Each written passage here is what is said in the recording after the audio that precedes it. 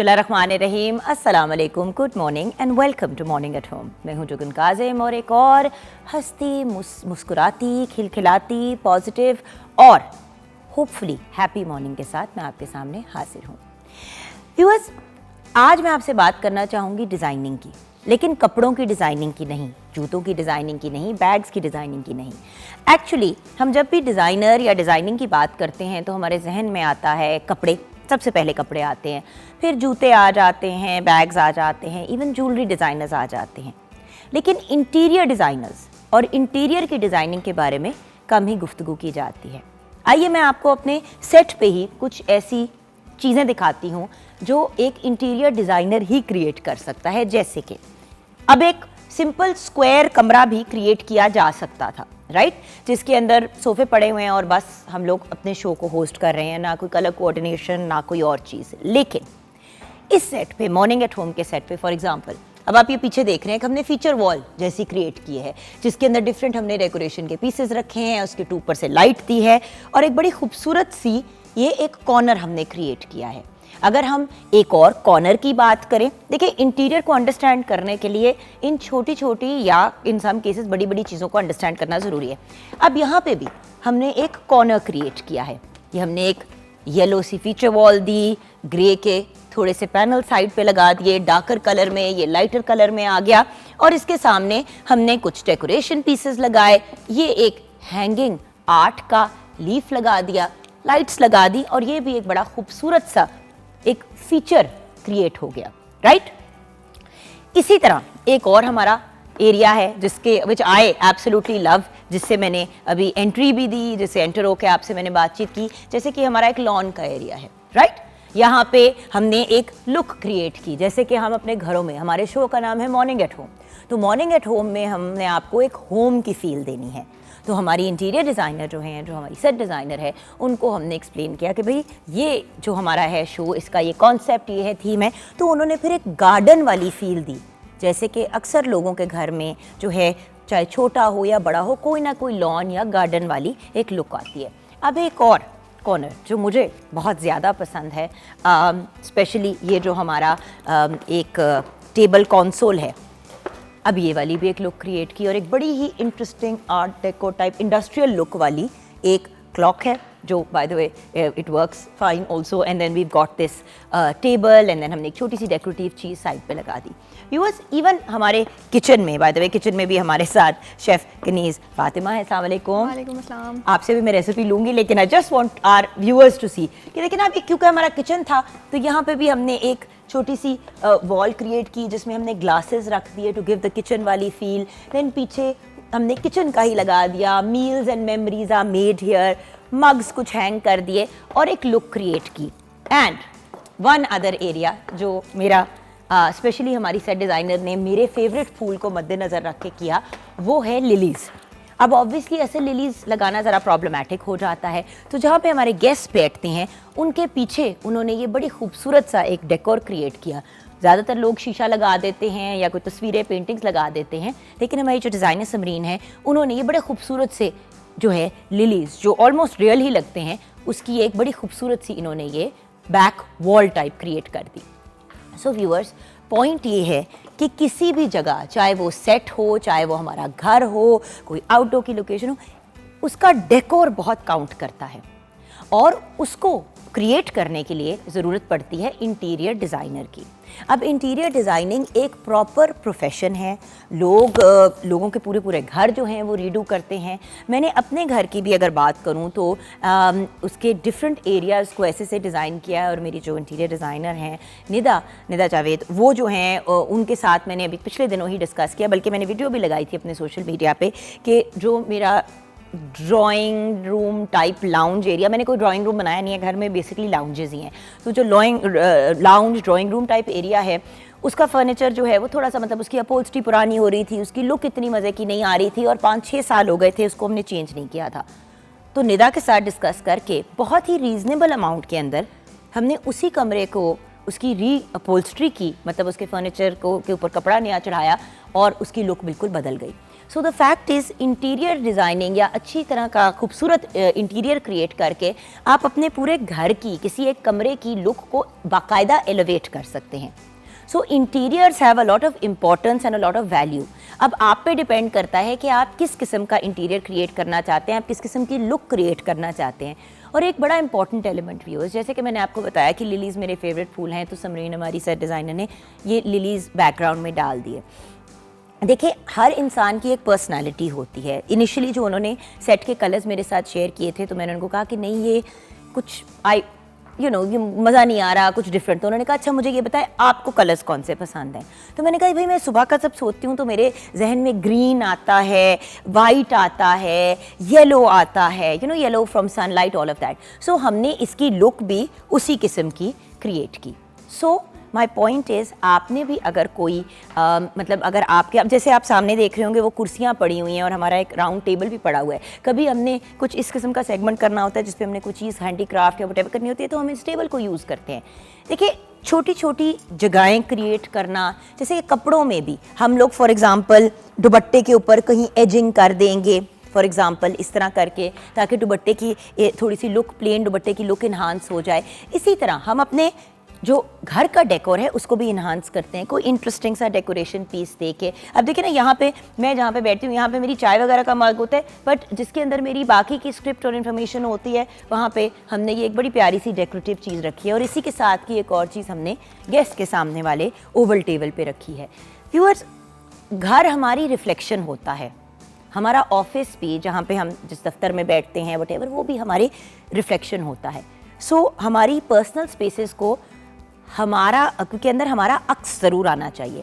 और ऑब्वियसली हर जगह अपनी तस्वीरें तो नहीं लगाई जा सकती, और हर जगह लगाएं भी तो ज़रा सा वियर्ड लगता है। तो जगह की मुनासबत से उसका डेकोर करना और उसमें आपकी रिफ्लेक्शन या झलक आना मेरी नज़र में बहुत इम्पॉर्टेंट है। आज हमने स्पेशली इंटीरियर डिज़ाइनर्स को बुलाया, जहाँ पे हम कपड़ों की बात कर चुके हैं, जूतों की बात कर चुके हैं, बैग्स की, मेकअप की, ज्वेलरी की।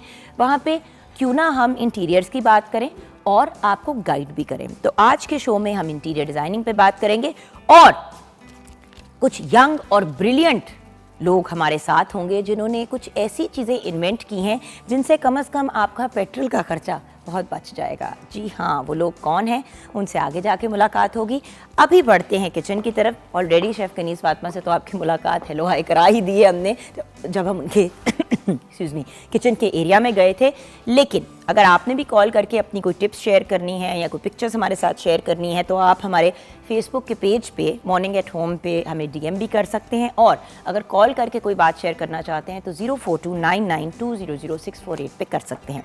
आप देखते हैं कि शेफ़ कनीज़ फातिमा हमें क्या बनाना सिखा रही हैं, क्योंकि याद रखिएगा कि शेफ़्स का मोस्टली काम तो ऑब्वियसली मज़े की चीज़ें तैयार करना है, लेकिन उनकी शक्ल अच्छी होना ये भी एक बहुत इंपॉर्टेंट एलिमेंट है। क्योंकि खाना आपको भी पता है और मुझे भी पता है, पहले हम आंखों से खाते हैं, उसकी खुशबू से खाते हैं और उसके बाद एक्चुअली उसकी बाइट लेते हैं। तो जी शेफ़, आज हम क्या बना रहे हैं? अस्सलाम वालेकुम। वालेकुम सलाम। आज हम बना रहे हैं cheesy potato cutlets with loaded fries and Russian salad. Wow, lots of आलू।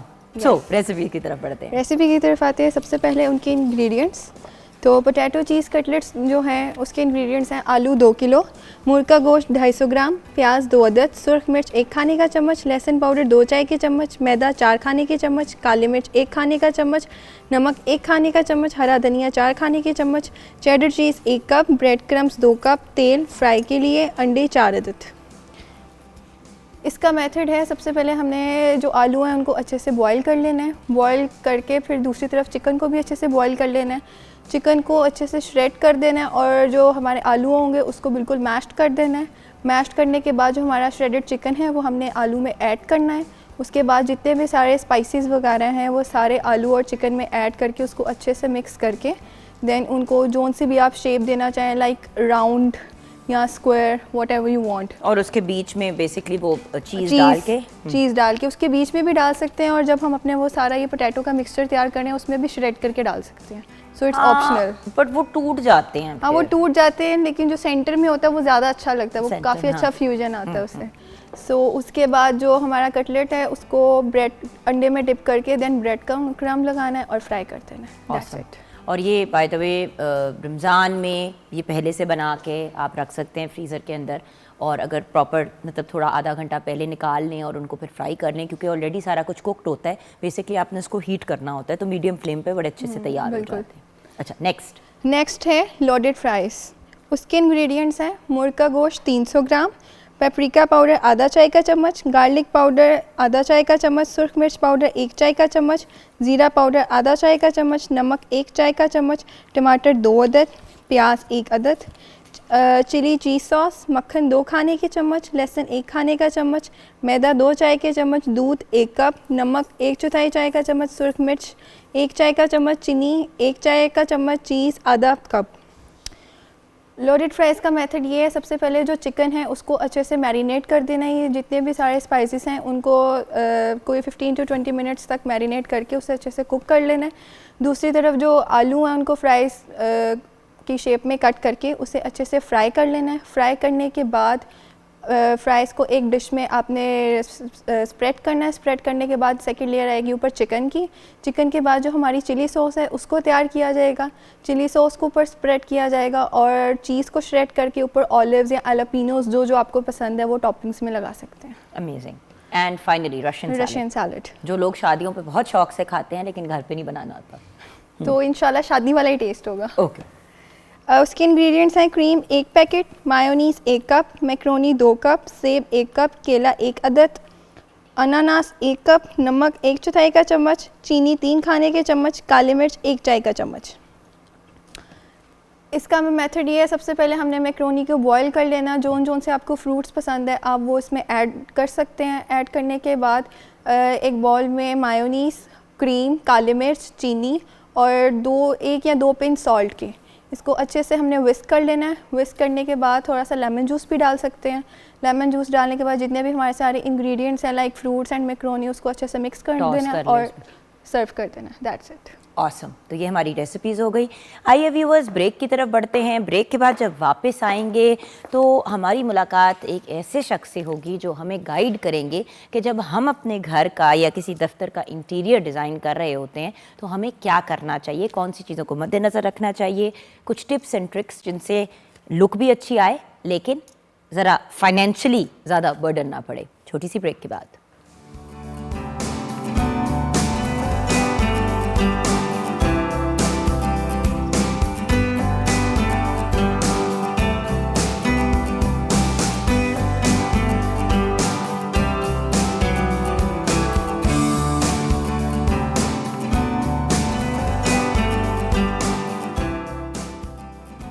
Welcome back from the break viewers. Hammad Rehman ने हमें ज्वाइन किया है, जो एक बेहतरीन इंटीरियर डिज़ाइनर हैं और प्रोजेक्ट मैनेजर हैं, और इनकी जो फर्म है वो आर्किटेक्चर पे भी फोकस करती है, मतलब आर्किटेक्ट्स भी हैं वहाँ पे, और ये स्पेसिफिकली इंटीरियर डिज़ाइनर हैं। हम एक्चुअली स्पेसिफिकली इंटीरियर डिज़ाइनर इसलिए ढूंढ रहे थे क्योंकि जब भी हम बात करते हैं इंटीरियर डिज़ाइनिंग की तो हमारे व्यूअर्स जो हैं वो कहते हैं ये तो अमीर लोगों का के वो हैं और ये तो सिर्फ अमीर लोग अफोर्ड कर सकते हैं, जबकि ये एक मिसकंसेप्शन है।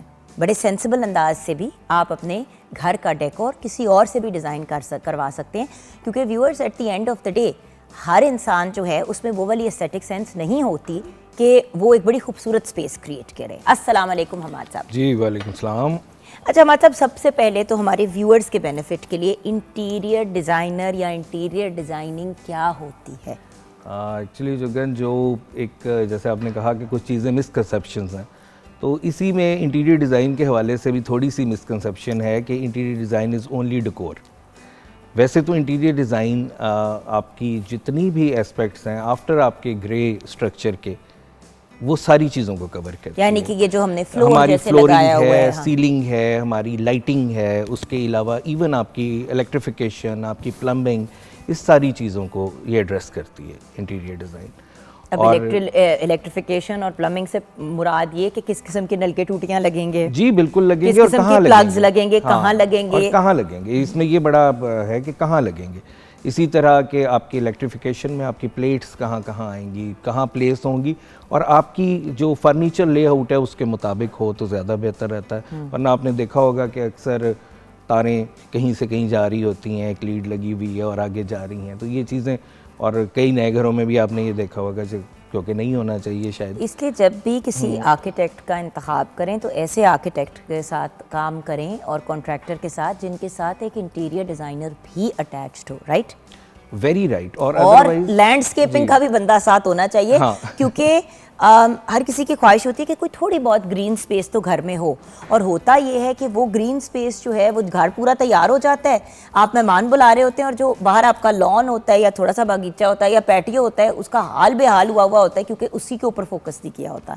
ये सारी चीज़ें एक साथ शुरू हों तो बड़ी अच्छी चीज़ होती है। यही अच्छी बात है जी कि और जब आप घर डिज़ाइन करवाएं ख़ास तौर पे, तो अगर उनके पेश नज़र हो कि इसको इंटीरियर इसका कैसे होगा, इसमें शुरू हो जाता है आपकी फर्नीचर लेआउट से ही, उसकी प्लेसमेंट और आपकी सर्कुलेशंस, उसी के हवाले से अगर वो पहले से आपके जहन में है कि कैसे होगा तो आप बेहतर प्लान कर सकते हैं, इवन आपका आर्किटेक्चर प्लान भी बेहतर हो जाता है। आपका रुझान इंटीरियर डिज़ाइनिंग की तरफ? रुझान तो जी जैसे एक बड़ा कॉमन सा एक आंसर है कि जी हमेशा से शौक़ था, तो वो फाइन आर्ट्स का था एक्चुअली, इंटीरियर डिज़ाइन का नहीं था, लेकिन फॉर सम रीज़न्स मैं उस फील्ड में नहीं जा सका। देन मैंने मास्टर्स किया बिज़नेस में और then I joined my family business for good 12 years. 12 साल वो करने के बाद वो हमारा एक इलेक्ट्रिक एंड इलेक्ट्रॉनिक्स बिज़नेस था। अच्छा, तो यानी कि बिल्कुल मुख्तलिफ। जी बिल्कुल मुख्तलिफ। और फिर कुछ ऐसी सूरत हाल हुई जिसमें मुझे एक चांस मिला कि मैं इस तरफ आ सकूं, तो कुछ शौकिया तौर पे ही शुरू किया था। देन कुछ अच्छी सजेशंस आई कि why not as a profession, कि जब शौक़ भी है, काम भी अच्छा कर रहे हैं, तो उसमें शुरू में तो मुझे यही सजेशंस आई कि जी आपका काम अच्छा है, आपको कोई फॉर्मल एजुकेशन की ज़रूरत नहीं। लेकिन मैं ये पर्सनली समझता हूँ कि फॉर्मल एजुकेशन बहुत ज़रूरी है आपके उस काम को निखारने के लिए। तो उसके लिए फिर आई जॉइंड NCA। पहले मैंने 1 ईयर प्रोफेशनल डिप्लोमा इसका है, पहले तो वो किया। देन मेजर के जो मेरे टीचर थे और वो दोस्त भी हैं, तो उन्होंने मुझे कहा कि व्हाई नॉट मास्टर्स। तो आई वाज थिंकिंग कि शायद मैं एलिजिबल नहीं हूँ मास्टर्स में आने के लिए। तो मैंने कहा नहीं, ऐसा नहीं है, आप आ सकते हो। Then I did masters from NCA। Wow, that's wonderful. तो मास्टर्स इन इंटीरियर डिज़ाइन, और उसके बाद फिर कोई 2016 से मैंने ये शुरू किया। Okay, so you in a sense fairly new. Yeah, I'm young to the field. Young to this field. हाँ, yes. लेकिन बात ये है कि इनोवेशंस इतनी आ गई है, जैसे कि आपने ही खुद कहा कि पहले ये एक सोच होती थी और उस वक्त ऐसे ही होता था कि इंटीरियर डिज़ाइनर बस आपका डेकोर करता था। जी। अब इंटीरियर डिज़ाइनर्स का काम बहुत एलिवेट हो गया, बहुत ज़्यादा। तो आपकी एंट्री किस स्टेज पे होती है घर बनने की? देखिए, अगर तो सही एंट्री है तो वो जिस वक्त आपका डिज़ाइन शुरू होता है या आप आर्किटेक्चरल डिज़ाइन कंप्लीट कर लेते हैं, मैं तो ये कहूँगा कि जिस वक्त शुरू होता है डिज़ाइन उसी वक्त हो जानी चाहिए। उसमें फिर आपके पास, क्योंकि मैंने ऐसे प्रोजेक्ट्स किए हैं जिसमें ग्रे स्ट्रक्चर के बाद मेरे पास प्रोजेक्ट आया इंटीरियर डिज़ाइन के लिए। अब वहाँ पे आर्किटेक्ट ने ये ख्याल नहीं रखा कि अगर लाउंज बन रहा है तो इसमें टीवी जब लगेगा तो सीटिंग कैसे होगी। उसमें ये हो गया कि कुछ इलोंगेटेड सी सीटिंग्स बन रही हैं। कुछ टीवी फॉर एग्जांपल एक ऐसी दीवार पे लगा दिया जिसके साथ फिर ऐसे करके गली सी है। जी बिल्कुल ऐसे कहाँ बैठे? सामने जो बैठा है टीवी के वो 2 सीटें आएंगी और साइड पे 6 आएंगी। तो इस तरह की जो चीज़ें हैं इनको अवॉइड करने के लिए अगर आप इंटीरियर डिज़ाइनर को शुरू से साथ रखें तो बहुत बेहतर रहता है। क्योंकि होता ही है कि व्यूअर्स देखें, आर्किटेक्ट ज़्यादा से ज़्यादा ये हो जाएगा कि वो आपको 2-3 जगह पे फॉर एग्जांपल टीवी का पॉइंट दे देंगे।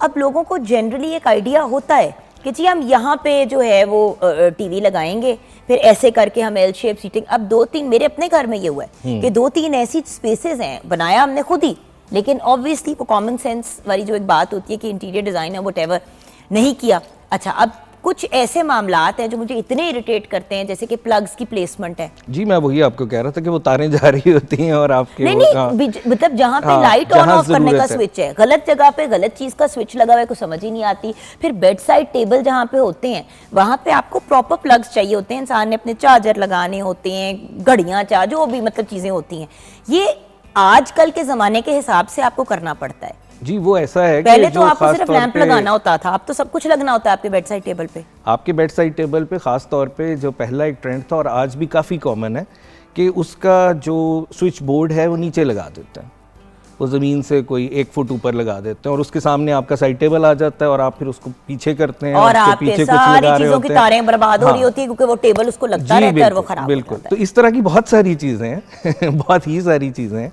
जो एट द एंड आपको पता चलता है कि नहीं ये काम गलत हो गया।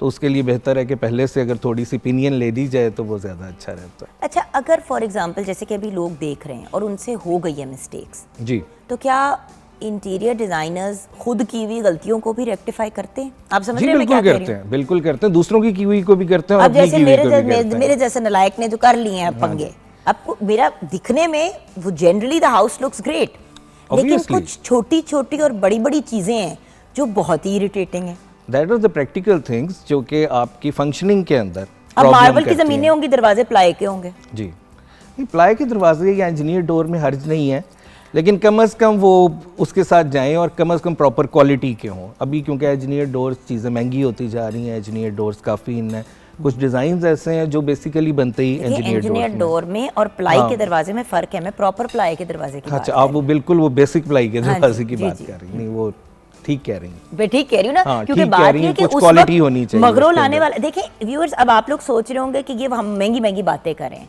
देखिए, आपने जो घर में चीज़ें भी लगानी है वो एक इन्वेस्टमेंट है, ठीक है? आपने अच्छा दरवाज़ा, अच्छी ज़मीन डाली, ये चीज़ें की, अगले 20-25 साल आप नहीं तंग होंगे, या शायद जब तक आप उस घर में रहेंगे आप तंग नहीं होंगे। लेकिन अगर आप बुरी क्वालिटी की चीज़ लगाएंगे, ज़मीन पे आपने ऐसी टाइल लगा दी हैं जिसमें क्रैक्स आने शुरू हो गए, दरवाजे ऐसे जी, किए जो बिल्कुल होता है। उखड़ने शुरू हो गए, जिसके अंदर आप वो ही नहीं लगा पा रहे हैं ताले, क्योंकि वो या हैंडल, क्योंकि वो उसको होल्ड ही नहीं कर पा रहे। क्या करे बंदा? इसमें 2 वजूहत होती हैं। एक तो कुछ वक्त तो ऐसा होता है कि हम बचत की तरफ जाते हैं और दूसरे टाइम ऐसा भी होता है कि हम प्रॉपर लोग हायर नहीं करते इस काम के लिए। कुछ ऐसे लोग हायर कर लेते हैं, जैसे उसमें भी मोस्टली बचत के एस्पेक्ट्स होते हैं कि थोड़ा सस्ता मिल रहा है, लेकिन एट द एंड हमें पता चलता है कि एक्चुअली वो सस्ता नहीं था, वो हमें बहुत महंगा पड़ा। क्योंकि देखिए ना, आपको एक चीज़ 150 रुपए की पड़ रही है, आप कहते हैं नहीं यार मैं 100 वाली लगा के जान छुड़ा लेता हूँ, फिर आपने 100 की लगाई, फिर आपने 100 को रिप्लेस करने के लिए 100 खर्च किए, और फिर आपने 100 खर्च किए तो आपने 300 रुपए 150 की जगह खर्च कर फिर हो सकता है आप किसी से ओपिनियन लें तो आपको 250 में एक ऐसी चीज़ मिल जाए जो चलती भी रहे। क्या बात है? इसी यही वाली बातें हैं ना जो, इससे फ़र्क पड़ता है। इंटीरियर डिज़ाइन डजंट मीन कि महंगा होगा। अच्छा ये मैं चाह रही थी कि बात हम पहले क्लियर कर लें कि इंटीरियर डिज़ाइन के पॉइंट ऑफ व्यू से मैंने कहा ना, अमीरों के शौक, ये एक है अंडरस्टैंडिंग लोगों की, और बाय द वे बहुत वेल्थी लोग भी कभी अक्सर इंटीरियर डिज़ाइनर का नहीं इस्तेमाल करते। और मैंने ऐसे लोग देखे हैं जो मिडिल क्लास टाइप फैमिली से, और वो बड़े मतलब वो कहते हैं हमने हिलना ही नहीं है जब तक हमारे इंटीरियर डिज़ाइनर नहीं कहेंगे कि ये चीज़ हमारा आर्किटेक्ट ठीक कह रहा है कि गलत। ये अपनी अंडरस्टैंडिंग की बात है एक्चुअली, और सम टाइम तो लोग ये समझते हैं कि हम खुद बहुत अच्छा कर लेंगे। कुछ लोग होते हैं जो अच्छा कर भी लेते हैं और सारे नहीं कर पाते, क्योंकि एक बड़ा हमारे यहाँ ट्रेंड है कि अब तो हमारे अवेलेबिलिटी इतनी है ऑनलाइन तस्वीरों की कि हम वो देखते हैं, और लेकिन वो फिर यही होता है कि वो भानुमती के कुंबे वाला हाल होता है कि कहीं का ईंट कहीं का रोड़ा, ये पसंद आया वो भी रख लिया, ये पसंद आया वो भी रख लिया। वो जब एट द एंड आप उसको कोहेरेंट करने की कोशिश करते हैं चीज़ों को, तो वो आपस में मैच ही नहीं करते। माद साहब जाने से पहले अपना नंबर ज़रूर दे दीजिएगा जी, क्योंकि ज़रूर। मैं बड़ी तंग हूँ अपने घर के कुछ मसाइल से। असल में व्यूअर्स, सच्ची बात बताऊँ, मेरी भी जो हमाद साहब कह रहे हैं, मुझे कोई इशू नहीं होता मानने में जहाँ पे मैं गलत होती हूँ। मेरे हस्बैंड और मैंने यही सोचा कि भाई हमेशा अच्छे घरों में रहे हैं, हमेशा जी, से एक बिल्कुल। सेंस रही है चीज़ों की, अल्लाह का बड़ा करम है, फैमिलीज़ के भी घर बड़े अच्छे, तो हम आर्किटेक्ट के साथ मिलकर खुद ही अपनी जो है ना वो इंटीरियर डिज़ाइनिंग कर लेंगे। जी बिल्कुल है सर। उसमें ऐसी ऐसी व्यूअर्स मिस्टेक्स हुई कि बाद में मैंने कहा फैसल, मैं एंकर बहुत अच्छी हूँ, तुम वकील बहुत अच्छे हो, हमारा जो काम है हमें वही करना चाहिए ना। देखें, आप वकालत नहीं कर सकते, ऑब्वियस बात है। आप एंकरिंग नहीं कर सकते, आप बड़े बिल्कुल अच्छे इंटीरियर डिज़ाइनर हैं। सो बात यह कि आपका जो काम है आपको हम करने दें। इसीलिए तो व्यूअर्स, अगर हर काम हर बंदा कर सकता तो लोग डिफरेंट प्रोफेशंस में आते क्यों? यही वजह है। उसकी वजह ये होती है कि आप एक ही फील्ड में काम कर रहे होते हैं, तो आपको एक्सपीरियंस हो जाता है बहुत सारी चीज़ों का, और बहुत सारी चीज़ों को बरत के आप आहिस्ता आहिस्ता वहाँ पहुँच जाते हैं कि आप सजेस्ट कर सकते हैं कि ये ठीक है या ये नहीं ठीक है। तो उसके लिए एक टाइम चाहिए, और उस टाइम से जो गुजरेगा वही बता सकेगा। तो हम पहली बार में करने में ऐसा नहीं कर सकते। नहीं, तो हमारे साथ एक ब्रेक की तरफ जाएंगे। ब्रेक जी, के बाद जी। जब वापस आएंगे तो मैंने आपके साथ ये डिस्कस करना है कि घर को डिज़ाइन करते हुए किन चीज़ों को मद्देनज़र रखें। कुछ ऐसी स्पेसेस होती हैं स्पेशली जो हर इंसान की ख्वाहिश होती है कि अच्छी तरह से हम डिज़ाइन करें, जैसे मास्टर बेडरूम होता है, बच्चों के कमरे होते हैं, आपका ड्राइंग रूम होता है, डाइनिंग रूम होता है, lounge, and then of course bathrooms भी। लोग मतलब घर बड़ा अच्छा होगा, बाथरूम में एंटर होंगे तो कहेंगे ये तो बिल्कुल ही घर से मुख्तलिफ चीज़ लग रही है, जी ये क्या है? बिल्कुल। वैसे तो सारा घर ही है, लेकिन मेरे जो ज़्यादातर एक्सपीरियंस में आई है चीज़ वो ये है कि लोग कहते हैं जी कि हमारी एंट्रेंस लॉबी और पाउडर रूम और drawing room, dining room and lounge, ये तो बहुत ही अच्छा होना चाहिए। कमरों की खैर नहीं, but है you know, और it's shocking कुछ लोग ऐसे हैं जो कहते हैं कि नहीं हमें खैर कमरे भी उसी तरह और प्रॉपरली मैंने वॉशरूम। इतना ग्लैमर देख, और मेरी ऑपोजिट प्रॉब्लम है भाई, मैंने अपना सबसे ज्यादा वक्त अपने बेडरूम में गुजारना है, बिल्कुल लाउंज सही। में गुजारना है और बच्चों के साथ उनके कमरों में गुजारना है। तो क्या वो सबसे ज्यादा खूबसूरत स्पेसेस नहीं होनी चाहिए जो मैंने खुद देखनी है सबसे ज्यादा? इस पे हम करेंगे बात जी ज़रूर। अभी ब्रेक के बाद कि जब हम घर डिज़ाइन कर रहे हैं और मतलब जब इंटीरियर्स की बात करें, अब मैं बात कर रही हूँ डेकोर की, और फिर ऑफ कोर्स आपकी टिप्स कि किन चीज़ों का ख़ास ख्याल रखें, जैसे कि इलेक्ट्रिकल में, प्लम्बिंग में, इन चीज़ों में, कि जो हमारे व्यूअर्स हैं उनका कम से कम नुकसान ना करो। अगर खुद भी कर रहे हैं, अपने कॉन्ट्रैक्टर के साथ अपना घर बना रहे हैं, तो कम से कम उनको आइडिया हो कि क्या करना चाहिए। ब्रेक के बाद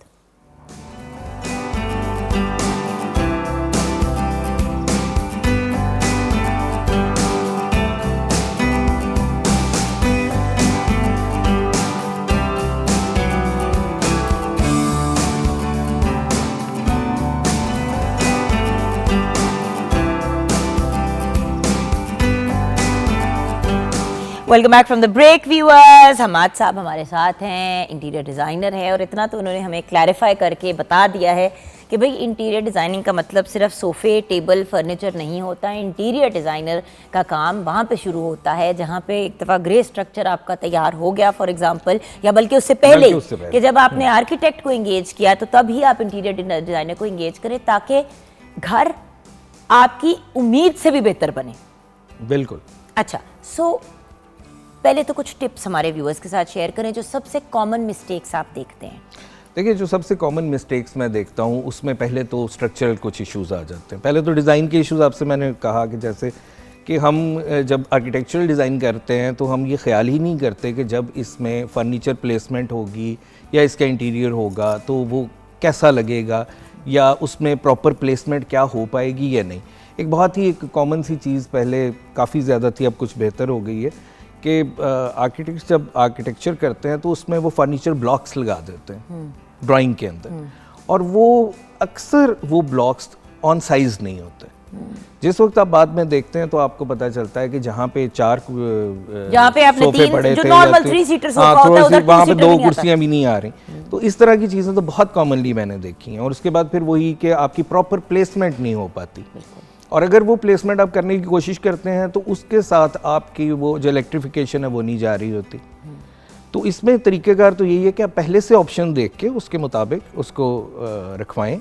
और फिर जो सेकंड प्रॉब्लम आती है, लोग अक्सर जो कॉन्ट्रैक्टर हैं उनके साथ इलेक्ट्रिकल और प्लम्बिंग बीच में ही एक इलेक्ट्रीशियन एंड प्लम्बर जो है वो बीच में ले लेते हैं उसी में साथ ही पैकेज में, और उसमें जो अक्सर औकात ही होता है चंद जो अच्छे लोग काम कर रहे हैं उनको छोड़ के कि वो इतने अच्छी क्वालिटी का काम नहीं करते।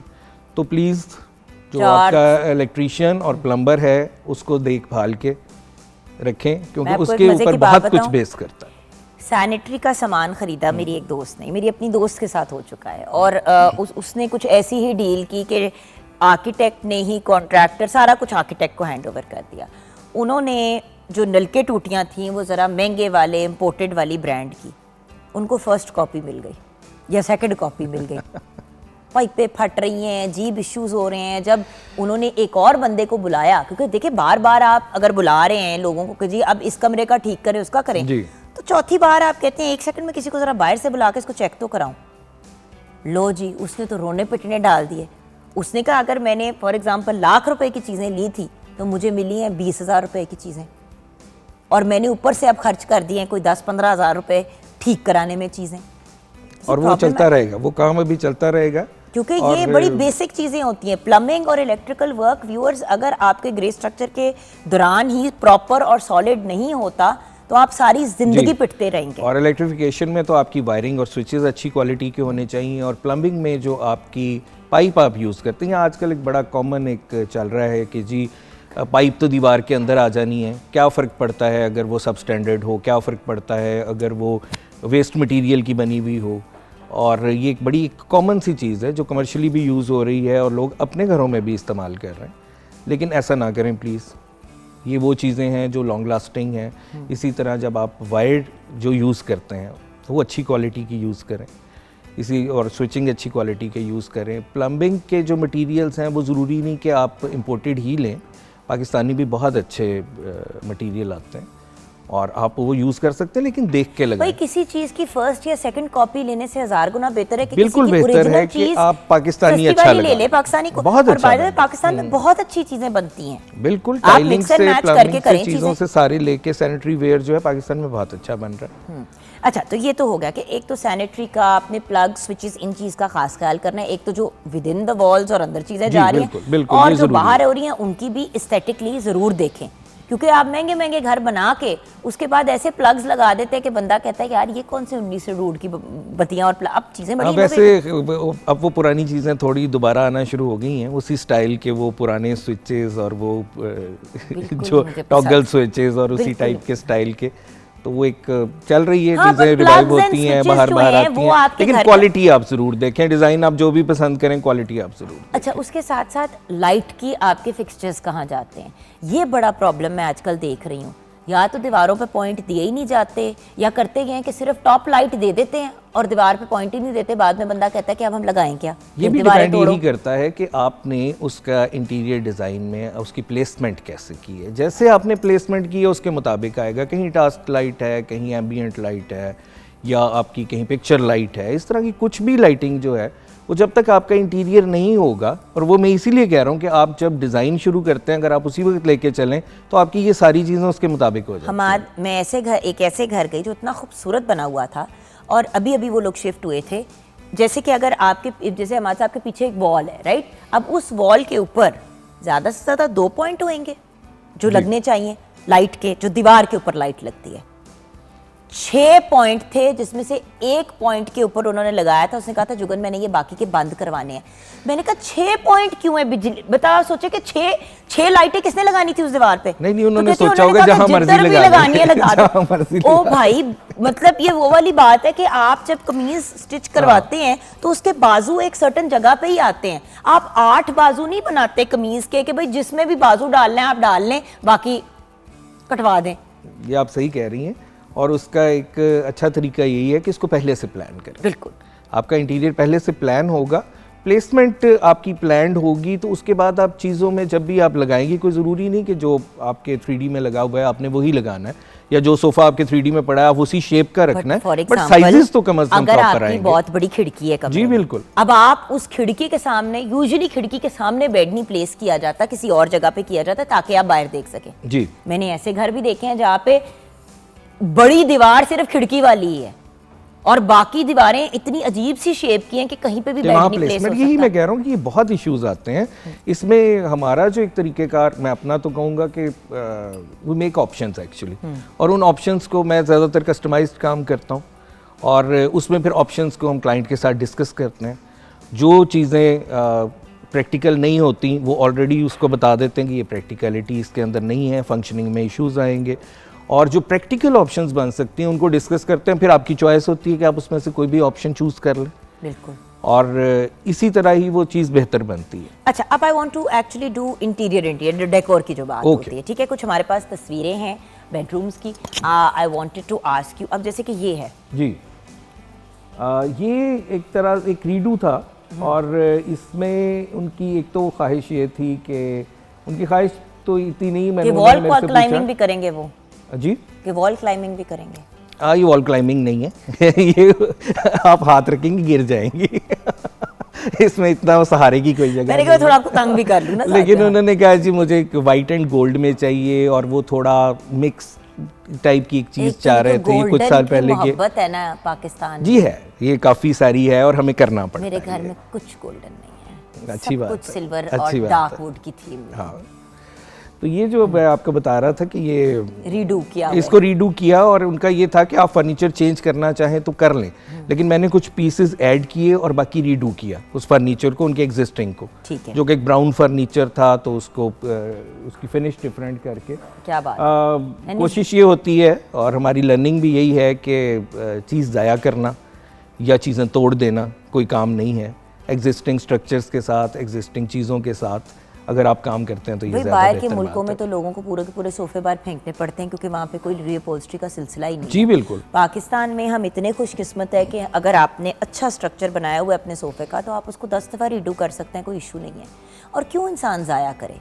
हमारे तो वैसे भी जिस टाइप के स्ट्रक्चर हमारे बनते हैं वो ज़ाया होते नहीं हैं अगर सही बने हुए हैं तो, वरना मैं थोड़ा फर्नीचर का भी करता हूँ काम, फर्नीचर बनाता हूँ तो कई दफ़ा रीडू के लिए ऐसी चीज़ें आती हैं कि जब हम उसको खोलते हैं तो उसके अंदर वो, उसको आम ज़बान में काली रुई कहते हैं, वही भरी हुई होती है और कोई चीज़ नहीं होती उसके अंदर और स्ट्रक्चर बहुत गंदा होता है। तो ऐसे स्ट्रक्चर का फ़ायदा नहीं, लेकिन जो अच्छा बना हुआ है उसमें आप ज़रूर। अच्छा, नेक्स्ट पिक्चर की तरफ हम बढ़ते हैं। कुछ और हमारे see now this is more my style.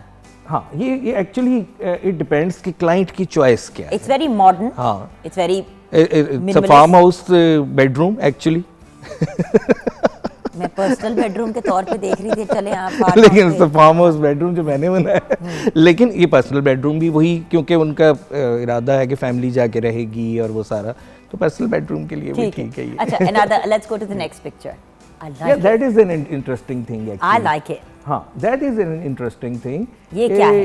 ये एक ब्राइडल रूम है, which doesn't look like a bridal room, क्योंकि उस कपल की चॉइस ये थी कि हमें स्ट्रेट और सिंपल और इस तरह का मॉडर्न एक रूम बड़े चाहिए। अच्छे लोग हैं, मुझे पसंद आए ये हाँ, लोग। वो है और उसमें एक बड़ा हाथ तो था, वो जो हस्बैंड था। नहीं, जो खातून थी उसका था, शी इज़ एन एनसीआइट, तो उसने नहीं, कहा एक बात बताओ, ये बड़ी दफा होता है कि खवातीन कहती है कि नहीं नहीं कुछ तो गोल्ड हो ना, कुछ तो अच्छा गोल्ड है, कुछ गोल्ड इसके है, अंदर but I है। like it because it's gold like इसके अंदर है। dusted gold. हाँ, It's very muted.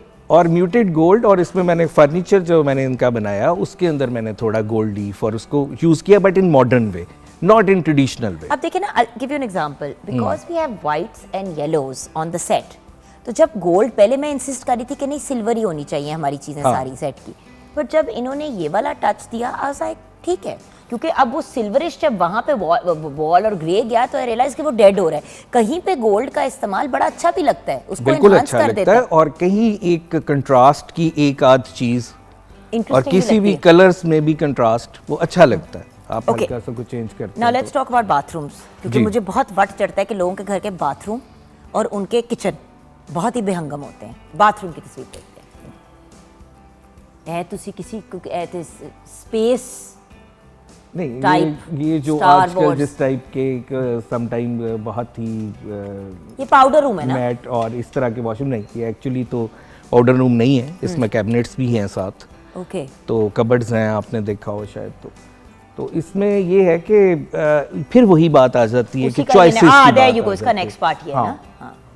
तो चॉइसेस की बात आ जाती है। अब ये चॉइस इनकी थी कि हमारा बहुत ही ग्रे और डार्क और इस टाइप का होना चाहिए, तो वो उसके मुताबिक उसको किया है। इसमें बहुत ब्राइट भी मैंने बनाए हैं, बच्चों के भी बनाए हैं और कलरफुल वॉशरूम्स भी बनाए हैं। और भी बहुत- है हमारे पास हाँ। Washrooms, let's have a look at some there you see, I like that, I like this black and white की कलर ब्लॉकिंग।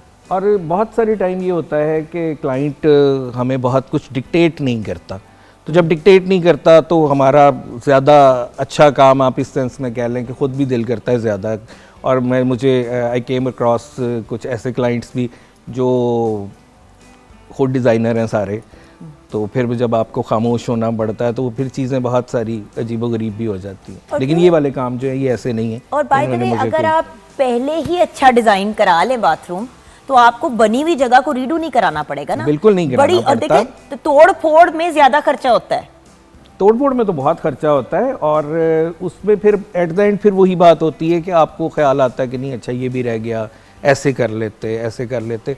आप ऑप्शंस को पहले से देख लें, आप ऑप्शंस को पहले से डिस्कस कर लें। सही। मैं हमेशा अपने क्लाइंट्स को कहता हूँ कि आप अभी एक हफ्ता और ले लें, 2 दिन और ले लें, सोच कोई लें। बात नहीं, इसको सोच लें। क्योंकि आपने उस स्पेस में फिर कम से कम 5-10 साल तो रहना ना। एट लीस्ट मैं अभी इस वक्त कुछ रीडू ऐसे भी कर रहा हूँ जिनको भी 7-8 साल भी नहीं हुए, लेकिन फिर वही कंस्ट्रक्शन क्वालिटी के बहुत मसाइल, और फिर वो डिज़ाइन आपको 7-8 साल में, और फिर उसकी जो फंक्शनैलिटी है और प्रैक्टिकलिटी ऑफ स्पेस है वो आपको प्रॉब्लम करना शुरू कर। अच्छा, कुछ लिविंग स्पेसेस भी हमारे पास हैं, वो भी मैं देखना।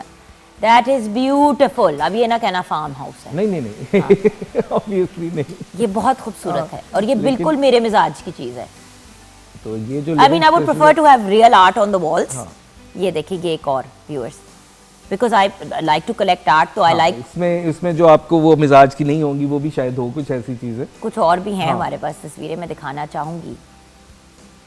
ये तो ऑफिस का है एक interior. I like this, I like this. ये भी एक, अब ये फ्रॉम अ स्टडी का पॉइंट ऑफ व्यू ये एक बड़ी अच्छी सी एक लुक है दैट यू कैन। ऑफिस के लिए, स्टडी के लिए आजकल ट्रेंड है घरों में। मैं आजकल प्लान भी कर रहा हूँ, स्टडीज़ भी प्लान कर रहा हूँ, और वो होता है ख़ास तौर पे अगर आपको अपने इस्तेमाल के लिए नहीं भी चाहिए तो आप मोस्टली बच्चों के लिए ज़रूर बनाते हैं।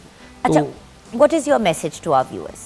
क्या पैगाम देना चाहेंगे एज समवन जिसने लोगों के बड़े बड़े मोहब्बत और प्यार से बने हुए घरों को आपको लिटरली सिर से पांव तक रीडू करना पड़े, क्योंकि अनलेस आर्किटेक्ट का फिर काम ऑलमोस्ट जीरो हो जाता है जब एक बार बर्बादी फिर चुकी होती है। बिल्कुल ऐसा होता है। मेरे साथ ऐसा हुआ है एक बार कि मुझे एक साहब ने कहा कि मैं इसका क्या करूं, तो मैंने कहा जी सॉरी, अब इसका कुछ नहीं हो सकता। कितने बुरे हैं आप। मतलब वो सब कुछ कर चुके थे और उसके बाद हर चीज़ बन चुकी थी, और उसके बाद तो इसलिए प्लीज़ पहले इसको सोचें, पहले देखें, और कुछ काम के लिए अच्छे बंदे चूज़ करें, थोड़ी मेहनत कर लें उसके ऊपर, और उसमें ये होगा कि आपको बाद में मेहनत नहीं करनी पड़ेगी। और एक रिक्वेस्ट मैं पर्सनली करना चाहूँगी एज समवन जिसने लिटरली खड़े होके सिर पे घर अपना बनाया, लेकिन ऑब्वियसली क्योंकि मेरे हस्बैंड भी काम करते हैं, मैं भी करती हूँ, तो हम सुबह से लेकर रात तक तो नहीं बैठ सकते थे। तो कुछ ऐसी चीज़ें भी हुई जो बड़े नोन और बड़े क्वालिफाइड लोगों ने आके कहा कि जी हम ये कर देंगे, वो कर देंगे, किया, और उसके बाद के जो रेपरकशंस थे, जैसे कि ज़मीन टूट गई, क्रैक्स आ गए इतने बड़े बड़े 8-8 फुट के मार्बल के अंदर। सो यू नो ये वाली चीज़ें जो होती हैं ना, ये बड़ी पेनफुल होती हैं। सो मेरी रिक्वेस्ट है आपसे व्यूअर्स कि तशखीस करके, जिस तरह हमाद साहब से मुलाकात करके, इनसे बात करके आपको समझ आती है कि he knows what he is talking about, तो एक ऐसे बंदे के पास जाएं जो आपको गाइड भी सही करेंगे, और अगर आपके 4 पैसे बल्कि 10 पैसे बच जाते हैं तो वो भी आपके साथ में बचवा देंगे। That is very right. इसमें एक्चुअली पैसे बचते हैं। I always say to my client कि आप मैं सॉरी टू से यहाँ पे ज़रा थोड़ा सा सर्विसेज के पैसे देने का रिवाज ज़रा कम है हमारे यहाँ, तो इसमें लेकिन हमेशा ये होता है कि जो सही है वो जो भी आप ऐसा बंदा सही हायर करते हो वो आपके पैसे बचाता है। Thank you so much Ahmad Sahab, thank you very much guide करने का। असल में बहुत से कपड़ों के designer, jewellery designer, bag designer, shoe, हर किस्म के डिज़ाइनर आए हैं। इंटीरियर डिज़ाइनर से बात करनी बहुत ज़रूरी थी, and thank you for clarifying कि इंटीरियर डिज़ाइनर सिर्फ आपके घर का डेकोर नहीं करता, बल्कि वो लाइक ही सेड नलके टूटियों से लेके आपकी प्लग्स, आपकी लाइटिंग, किस तरह से चीज़ों को प्लेस होना चाहिए, आर्किटेक्ट के साथ डे 1 से इन कोलैबोरेशन काम करता है। व्यूअर्स, इंसान यूजुअली घर एक ही दफ़ा ज़िंदगी में बनाता है और बड़ी मुश्किल से बनाता है, बड़ी मेहनत, बड़े जतन करके। तो जैसे कि उन्होंने कहा, हफ्ता 10 दिन 1 महीना एक्स्ट्रा ले लें, लेकिन सोच समझ के फैसले करें और सही लोगों के साथ काम करें। छोटी सी ब्रेक की तरफ जाएंगे। हमाद साहब का बहुत बहुत शुक्रिया।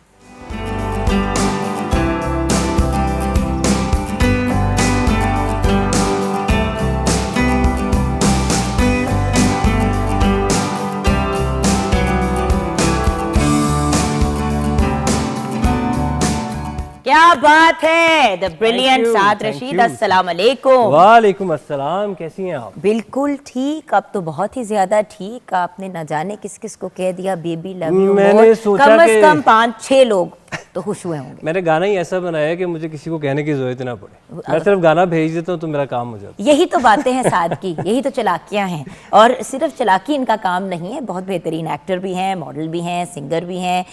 इनका ये नया गाना है, नया गाना बिल्कुल fresh of the drawing Fresh off the lot. And ड्रामे भी इनके बहुत से, बल्कि 2 प्लेज इनके अभी ऑन एयर होने भी वाले हैं। So we very very excited, awesome. Thank you ji, thank you. साथ कुछ बहुत ही ब्रिलियंट यंग लोग बुलाए हैं, because you are a brilliant and young talented person, तो हमने शुक्रिया, सोचा आपने ये कि क्लियर कर दिया कि मैं भी यंग ही हूँ। अपकमिंग ब्रिलियंट एंड यंग लोगों से मुलाकात कराएंगे। आज व्यूअर्स उन लोगों से आपकी मुलाकात कराएंगे जो बड़ा इनोवेटिव काम कर रहे हैं, इलेक्ट्रिकल व्हीकल्स पे काम कर रहे हैं या इलेक्ट्रिक व्हीकल्स पे काम कर रहे हैं। अब ये क्या माजरा है और किसने क्या बनाया है, चार प्यारे प्यारे चेहरे हमारे सामने हैं, अब किसने क्या ये हम अभी जानेंगे। सबसे पहले मिलते हैं सना अहमद आफरीदी से। अस्सलाम वालेकुम। वालेकुम सलाम। वेलकम टू द शो बेटे। Thank you. इनके साथ बैठी हैं मरियम रज़ा रिजवी। अस्सलाम वालेकुम। वालेकुम अस्सलाम। कैसी हो? मैं ठीक। अच्छा, इनके साथ है खिजर इफ्तिखार। अस्सलाम वालेकुम। वालेकुम सलाम। How you doing? अल्हम्दुलिल्लाह। दो धीमी धीमी आवाज़ों के बाद एक भारी भरकम सी आवाज़ निकली, very good. And then we have Mudassir Hussain Turi. अस्सलाम वालेकुम। वालेकुम सलाम। मुदस्सिर ठीक ठाक है? बिल्कुल ठीक है। हाँ, उन्होंने दोनों के बीच की कुछ आवाज़ निकाली, बिल्कुल ठीक है। अच्छा, तो मुदस्सिर आपसे ही शुरू करते हैं। ये बताइए कि आपका एक तो आपका ताल्लुक भी मेरे ख्याल से पाटा से है। पारा चिनार मेरा ताल्लुक, कीपी के पारा चिनार से मेरा ताल्लुक है अच्छा। बेसिकली। और रिसेंटली हमारा शो हुआ था। हम बैचलर ऑफ डिज़ाइन की स्टूडेंट हैं national college of arts NCA में। NCA चारों में। के चारों एनसीए के जी। स्टूडेंट्स हैं, लेकिन चारों के डिफरेंट जो है वो प्रोजेक्ट्स है। तो उस डिग्री में जो मेरा प्रोजेक्ट था वो बेसिकली एवी मोटर बाइक मैंने डिज़ाइन किया है। इस पे हमने ये जो मोटर बाइक है ये आपने डिज़ाइन, जी ये मैंने डिज़ाइन किया है। ये तो कोई साइंस फिक्शन किस्म की, साईफाई किस्म का मामला है। जब बेसिकली इलेक्ट्रिक ये था कि मतलब इंसान के जहन में जब आता है कि इलेक्ट्रिक कोई व्हीकल है तो कोई बिजली से चलने वाली, जी, तो कोई फ्यूचरिस्टिक सा लुक होगा। तो तो फिर हमने इसके डिज़ाइन पे काम किया है इस बाय तरह द वे फ्यूचरिस्टिक से ज़्यादा देखें दिखने में चीज़ अच्छी भी तो लगनी चाहिए। जब भी कोई नई चीज़ इजाद की जाती है उसकी लुक इतनी वो मतलब बोरिंग सी होती है कि जी। इंसान कहता है कि यार रहने ही दो। आधी से ज़्यादा तो इस बाइक की अपील, ऑब्वियसली इलेक्ट्रिक होना उसकी एक बहुत बड़ी अपील है, बट उसकी लुक बड़े मज़े की है। जी बिल्कुल। फ्यूचरिस्टिक सी। हमारा बेसिकली काम ही डिज़ाइन का है, क्योंकि हम डिज़ाइन के स्टूडेंट है। तो एक दूसरा ये कि एस्थेटिकली हम एक चीज़ को डिज़ाइन करते हैं बेसिकली। ये प्रोजेक्ट, ये स्पेसिफिक चीज़ क्यों चूज़ की, कुछ इसकी बैक स्टोरी बताओ और फिर अच्छा, इसको बनाने का पाकिस्तान में बेसिकली अगर हम देखे जाए फास्ट ट्रांसपोर्ट की बहुत ज़रूरत है। हर घर में 1 से 2 बाइक्स लाजमी होती है। और आजकल जो प्रॉब्लम्स है एयर में, जो प्रॉब्लम है carbon emission, sound pollution, petrol के मसले, एंड ऑब्वियसली एक्सपेंसिव भी होता है ना पेट्रोल। इवन और व्हेन दूसरी- प्राइसेस कम होती हैं पेट्रोल की तब भी वो महंगा पड़ता है। बिल्कुल। और दूसरी बात ये दुनिया इलेक्ट्रिक की तरफ जा रही है, व्हीकल्स ऑटोमोबाइल की तरफ जा रही है। अगर हमारी नेबर कंट्रीज़ को हम देखें, मतलब उनकी डिफरेंट इलेक्ट्रिक चीज़ें आ रही, व्हीकल्स आ रही है, तो हमने भी सोचा कि चले हम भी कुछ कंट्रीब्यूट करते हैं अपनी कंट्री के लिए, कुछ करते हैं इलेक्ट्रिक। तो अच्छा, मेरा एक क्वेश्चन प्लीज़। हाँ हाँ साथ में। मेरा आपसे ये क्वेश्चन है कि इसकी ड्यूरेबिलिटी के बारे में कुछ बताएं, और कि ये कितना टाइम निकालेगी अगर आप इसको बैटरी या चार्ज या इलेक्ट्रिसिटी आप जो भी कह रहे हैं, तो इसका वो और टाइम अगर ये बिजली ज़्यादा यूज़ करेगी तो फिर ये भी तो महंगी पड़ मसला जाएगी। ये है ना कि बिजली भी तो नहीं आती। बेसिकली नहीं, आना ना आना इज अ सेपरेट इशू, बिजली उसका अगर भी एक बिजली- एक्सपेंस है ना। हाँ बिल्कुल, एग्जैक्टली। जी। अच्छा, इसकी जो स्पेसिफिकेशन है वो कुछ हमने एक चार्ज पे वो 100 किलोमीटर की माइलेज देगा आपको। 100 चार्ज किलोमीटर एक चार्ज पे। और इसके लिए चार्ज के लिए अगर आपके पास स्ट्रॉन्ग कोई चार्जर है, कोई एम्पियर में ज़्यादा चाहिए आपको, फिर तो वो फिर 3 घंटे में ये फुल चार्ज हो जाएगा। और इसको चार्ज के लिए 2 यूनिट्स चाहिए, जो कि यूनिट्स 40 या 45 के अराउंड है एक यूनिट। तो 70 रुपये में आप 100 किलोमीटर जा सकते हैं। तो ये इससे ज़्यादा क्या specification हम उम्मीद रख सकते हैं। हाँ जी। Awesome speed. Thank you. Speed ये 60 to 65 की स्पीड आपको दे देगी। बिल्कुल ठीक है, उससे ज़्यादा वैसे ही किसी को स्पीड नहीं देनी इस मुल्क में, बिल्कुल। क्योंकि इलेक्ट्रिक आप जितनी ज़्यादा स्पीड देंगे उतनी ओवर हो जाते हैं सारे। हाँ, इलेक्ट्रिक का यही फ़ायदा है, मतलब स्पीड कम है, Controlled रखते हैं आप। साउंड पोल्यूशन नहीं है, कार्बन इमिशन नहीं है, और मेंटेनेंस कॉस्ट नहीं है आपका। तो ये ऑयल चेंज और ये वाली चीज़ें नहीं इसमें कुछ भी नहीं। बैटरी है, एक हब मोटर है जो कि पीछे टायर अच्छा, में ये लगा भी जाता है। एक बड़ी चीज़ इंपॉर्टेंट है कि आपने इसको हमारे जो रोड्स हैं या हमारे जो कंडीशंस है चलाने की उसके मुताबिक बनाई है, या आपने ये बाहर के मुताबिक बनाई है? यहाँ क्योंकि पे देखिए तो ना एक खड्डे खड्डे में लगा तो बम्स खुल ना ये जाए। वो रोड्स के इश्यूज तो हैं। बेसिकली सिटी के लिए हमने बनाई है, शहरों के लिए, लाहौर जैसे। और जो हमने टारगेट किया है, मतलब जिस ऑडियंस की हमने बनाई है, जो जॉब होल्डर्स होते हैं या यूनिवर्सिटी स्टूडेंट्स होते हैं जो सुबह जाके फिर अपनी जॉब से आते हैं यूनिवर्सिटी से, तो इनके लिए एक बेहतर। अच्छा, और इसको बनाने का क्या खर्चा होता है? जैसे कि अगर हमने इसको सेल करना हो जी, तो ये कितने में सेल होगी? अच्छा, कुछ चीज़ें यूनिवर्सली प्राइसेस होती है, बैटरी या हब मोटर आपको हर जगह से सेम ही प्राइस में मिल जाएगी। बाकी इसके जितनी भी पार्ट्स है वो मार्केट में अवेलेबल है इजीली पाकिस्तान में। हमने पाकिस्तान में जितनी चीज़ें हमारे पास अवेलेबल है उनसे ही हमने बनाई है। अब बेटा मेरा पॉइंट ये है कि जैसे कि अगर ये बाइक आप मार्केट में सेल करते जी, हैं, जी। मैस प्रोडक्शन में जी, जाते जी, हैं, जी। जाहिर ही, क्योंकि अब जैसे आपने ये बाइक की है तो एक बंदा ज़्यादा कॉल करके कहेगा कि जी हमने आपसे ये ख़रीदनी है मुदस्सिर। मेरा पॉइंट ये है कि अगर आपने ये मैस मार्केट में सेल करनी है तो ये कितने तक की बिकेगी? इनका कॉस्ट आएगा 250 के अराउंड, 2.5 लाख रुपए। 2.5 लाख के अराउंड इनका कॉस्ट पड़ेगा। देखो आजकल बाइक लाख से लेके पता नहीं कितने तक चली जाती है अप्रॉक्सीमेटली। अगर आपका पेट्रोल का भी खर्चा बच रहा है, आपकी बाकी चीज़ों का भी खर्चा बच रहा है, तो ये तो साल के अंदर अंदर अपने आप को कवर कर जाएगी, साल से कम में, जी, अगर लॉजिकली सोचे। क्योंकि लोग बाइक ले तो लेते हैं लेकिन जो उसके ऊपर से खर्चे बार बार होते हैं वो बड़े कॉम्प्लिकेटेड होते हैं। बिल्कुल। अच्छा, बढ़ते हैं अब हम खिज़र की तरफ। खिज़र बेटा अपनी कहानी बताएं, व्हाट्स द स्टोरी? मैंने एक इलेक्ट्रिक रिवर्स स्ट्राइक बनाई है। ओ क्यों होता है? रिवर्स स्ट्राइक हम लोग बोलते हैं, आमतौर पे आप लोग सुनते हैं कि अच्छा अगर 3 व्हील्स वाला कोई भी व्हीकल है उसके आगे एक व्हील है और पीछे 2 है, तो रिवर्स स्ट्राइक इस तरह है कि आगे 2 व्हील्स हैं और पीछे एक है। तो ये बेसिकली रियर व्हील ड्राइव है। पीछे हमने 2000 वॉट की एक इलेक्ट्रिक मोटर अटैच की है, हब मोटर है। अच्छा, एंड हमारे पास तस्वीर है तो मैं चाहूंगी कि हम उसकी तस्वीर भी साथ साथ प्लीज दिखाएं। Yes. This sounds fabulous. मेरे जैसे बंदे के लिए ना, जिसने बाइक पे अगर चढ़ के अपने गिट्टे को उधर तोड़ना ही है तो इस किस्म की चीज़ पे कम से कम तो ये है। यस, तो ये तो गाड़ी है, एग्जैक्टली ये तो गाड़ी है एग्जैक्टली। 3 पहियों वाली। गोल्फ खेलते तो हुए भाई चौथा पहिया लगा देते, क्या मसला था तुम्हें? पहिए पे वैसे बेचारे हमने थे। हमने असल में चौथा पहिया इस वजह मरियम से हंस नहीं रही है ऐड किया। क्योंकि उसने कुछ दैट्स सो इंटरेस्टिंग। बेटा मुझे एक बात बताओ, गर्मियों में हम क्या करेंगे? बारिश होगी तो क्या कर? उसका मैं आपको वो तो बाइक पे भी क्या करेंगे टेक्निकली तो हमने अच्छा सॉरी हम अब अपने उसमें चलेंगे, बट आई एम श्योर कि ये घर वालों ने भी कोई करोड़ सवाल आपसे पूछे होंगे। बिल्कुल ऐसे तो इस ही वक्त यही लग रहा है ना कि खाला फूफो चाचू मामू बैठे हुए हैं और वो सवाल पूछ रहे हैं। हाँ, तो ये एक तरह से आपका अच्छा जो उसके क्वेश्चन तरह आउटफिट चेक करें ना हमारे बच्चे का, पूरा तैयार होके ना लुक करके। बैटमैन की गाड़ी लगी। अब अगर बैटमैन की गाड़ी लगती है। हाँ जी बताइए। Much intrigued. अच्छा, ये आपने जो मेरे से अभी क्वेश्चन पूछा, ये आई गेस मेरे से कोई 100 दफ़ा किसी ने सवाल पूछा होगा। चलो 101 दफा पे हम दोनों का मिला के सवाल। तो इसका ये कि 3 व्हील्स करने का मकसद था कि आपका मैन्युफैक्चरिंग कॉस्ट एसेंशियली बहुत कम हो जाता है।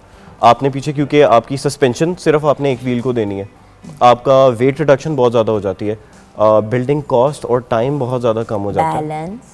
बैलेंस हम लोगों ने डेफिनेटली मसला था बैलेंस का, लेकिन हमने उसको केटर किया व्हील बेस इंक्रीज करके और आगे वाले चौड़ा टायर्स की wheel प्लेसमेंट लगा इस तरह के करके पीछे यस। चौड़ा व्हील लगा के नहीं, हमने चौड़ा व्हील नहीं पीछे लगाया, हमने गाड़ी की जो लेंथ है उसको इंक्रीज कर दिया। लेंथ इंक्रीज करके और ओवरऑल जब डिज़ाइन को आप लाते हो और चैसी को वेट बैलेंस करते हो तो वहाँ पे जाके आपकी स्टेबिलिटी मैनेज हो जाती है। यूजुअली जैसे अगर आप देखते हैं ना, अगर एक व्हील आगे लगा होता है उस केस के अंदर आपके स्टेबिलिटी इश्यूज आते हैं, लेकिन अगर एक व्हील पीछे लगा होता है तो उस केस के अंदर स्टेबिलिटी का इतना इशू नहीं होता। ओके, ये हम देख रहे हैं व्यूअर्स इसको चलते हुए। इसका नाम क्या रखा है? मैंने इसका नाम नाइट रखा है। नाइट। चलो शुक्र है धन्नो बसंती इसमें टाइप at a time क्योंकि यार मैंने रखना होता तो मैंने हाँ एट अ टाइम मैक्सिमम कितने लोग बैठ सकते हैं? ये कितनी ये 2 बेयर लोग करती है आई लोगों थिंक को? 2। एक बंदा, 2 बंदे, 4 बंदे? It has seating for 4 people. अच्छा, इसके अंदर आगे आप 2 एडल्ट्स बैठते हैं, पीछे 2 छोटी सीट्स हैं जो कि बच्चों के लिए, क्योंकि हमारी टारगेट मार्केट जो थी वो छोटी फैमिलीज थी, स्टूडेंट्स थी, तो फीमेल्स इसका क्या होगा? इसको तो हमें तय करके डालना पड़ेगा गाड़ी नहीं, में। पीछे एक एडल्ट आ सकता है, एक एडल्ट आ सकता है इसको पीछे। फैल इसको के। लेने के लिए पहले मुझे इसको लेने के लिए पहले मुझे शादी करनी पड़ेगी। तो 4 बंदे पूरे करने नहीं नहीं, तो वो उसमें फिट ही नहीं आ सकते। लोग जेली सफर पे बैठे हुए हैं। वाह, वेरी नाइस। और ये इनके साथ कौन बैठे हुए हैं अली के साथ? ये मेरी नानू है। मैं सदके जाऊँ, अल्लाह उनको जिंदगी दे, सेहत दे। वंडरफुल। ओके, हम रे की तरफ जाएंगे। अभी मैंने प्राइस ये वो सब कुछ जानना है। मरियम अभी आपसे भी बात करनी है। बेटा आपकी बारी आई तो आ गई, ना आई तो आप वैसे ही इतनी प्यारी हो, हम बस आपको छेड़ रही हूँ। अभी वापस आएंगे, हमने गाना भी सुनना है, हमने ये डिस्कशन भी करनी है। और आज मैंने साथ को बाकायदा इसको होस्ट अपने साथ बिठाया। मैंने कहा सारा कुछ तो तुम कर रहे हो, होस्टिंग भी सीख लो। ब्रेक के बाद वापस आएंगे।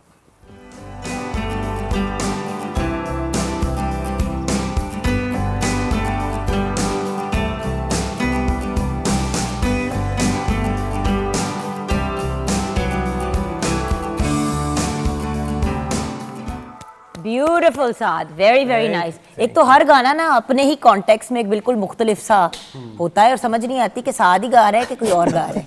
देखो, तो first one was totally different from this. हाँ, मेरी कोशिश ये होती है कि हर जॉनरे को हिट किया जाए, तो आप पे ये लेबल ना लग जाए कि यार ये एक ही तरह लेकिन के साथ गाने हर गाते हैं। बंदा नहीं गा पाता हर जॉनरा। ट्रू, लोग लिमिटेड भी होते हैं। यो माशाल्लाह लकी, अल्लाह का करम है, हर चीज़ ही कर बिल्कुल पाते ऐसे ही कोशिश की करते हैं। बाकी with the passage of time आप मज़ीद सीखते हैं और उसको इम्प्रूव करने की कोशिश और देखो ना, अब तुम आज होस्टिंग भी कर रहे हो। मैं कोशिश कर रहा हूँ। वैसे मुझे अक्सर मुझे लोग ये पता है कहते हैं कि मुझे करनी अक्सर लोग चाहिए। ये कहते हैं कि मैंने स्टार्ट मॉडलिंग से किया, फिर मैंने एक्टिंग की, फिर मैंने सिंगिंग की, फिर मैंने फोटोग्राफी भी की, सब कुछ किया। तो मेरा एक दोस्त ना न्यूज़ पढ़ता था, तो वो हम एक गैदरिंग में बैठे हुए कहते हैं यार तूने यही चीज़ रह गई है, तूने इस पे क्यों नहीं ट्राई किया, शायद तेरी कोई चीज़ तो क्लिक करे। क्या बात कर रहे हो साथ, माशाल्लाह you are doing so well. नहीं, इट वाज अ जोक। वो इस तरह ना उसको कहते हैं कि यार ये भी कर ले, ये रह बट गया। Can I tell you something funny, जब मैंने भी मीडिया में स्टार्ट किया ना बच्चों, तो मुझे सबने कहा कि भाई तुम एक्टिंग करती हो, होस्टिंग करती हो या मॉडलिंग। मैंने कहा देखो, मॉडलिंग तो when you are working in the media हो ही जाती है। कोई ऐड आ गया, ये हो गया, वो हो गया, तो उस किस्म की तो होती है। Catwalk type, I mean not everyone is lucky to be tall and slim like him, तो चलो उसका वो भी एक चल जाता है। So everyone kept saying actor हो के होस्ट हो। मैंने कहा मैं क्यों अपने आप को लिमिट करूं? अब आप लोग आर्ट्स के स्टूडेंट्स हैं, but look at what you guys are creating.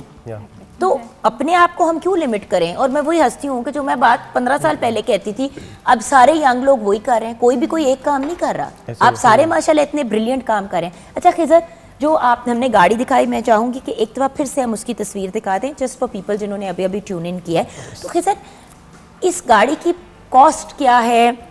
अगर हम इसको मार्केट में सेल करना शुरू करते हैं तो ये कितने में बिकेगी और कितनी को ये फीजिबल होगी लोगों के लिए?